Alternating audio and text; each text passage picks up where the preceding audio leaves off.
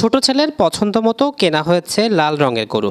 বাড়িতে রেখেই করা হচ্ছে পরিচর্যা, যা নিয়ে ব্যস্ত ঘরের ছোট থেকে বৃদ্ধ সবাই। কোরবানি ঈদের আগেই পাড়া মহল্লায় গরুর যত্ন দিতে ব্যস্ত সব বয়সী মানুষ। কোরবানির পশু কেনা হলো, প্রস্তুতিও সেরেছেন, কিন্তু চিন্তা ছাড়ছে না কিছুতেই।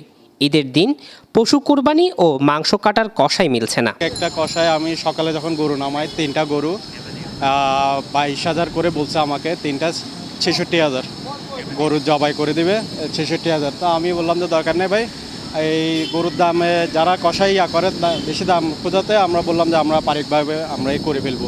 কষাই তো আসলে এখন পাওয়াটাই তো দুষ্কর ব্যাপার। কষাই এখন আর রাস্তা থেকে আপনি জায়গায় বলেন সবাই দা ছুরি নিয়ে কষার মতো দাঁড়া থাকে, কিন্তু এগুলো তো জেনুইন কষাই না।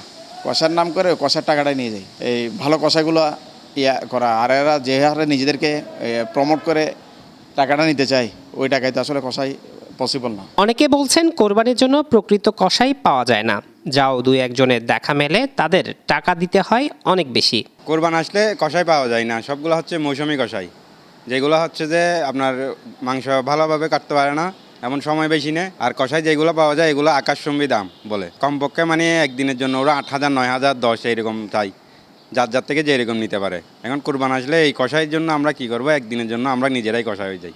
এই সুযোগে বাড়তি আয়ের আশায় মৌসুমি কষাই। কাটাকাটির অভিজ্ঞতা না থাকলেও নগরবাসীর ভরসা তারাই। ঈদের আগের রাতে বিভিন্ন জেলা থেকে শহরে আসে কষাইয়ে কাজ করতে। কোরবানি আসার সাথে সাথে কষাইদের অনেক দাম বেড়ে যায় আর কি। তো দেখা যায় যে অনেক সময় কোরবানির গরু যেটা দিয়ে কিনা হয় তার অর্ধেক কষাইকে দিতে হয়, তখন বাধ্য হয়ে কষাই দিয়ে করাতে হয়, যার কারণে কষাইয়ের ডিমান্ডটা বেড়ে গেছে।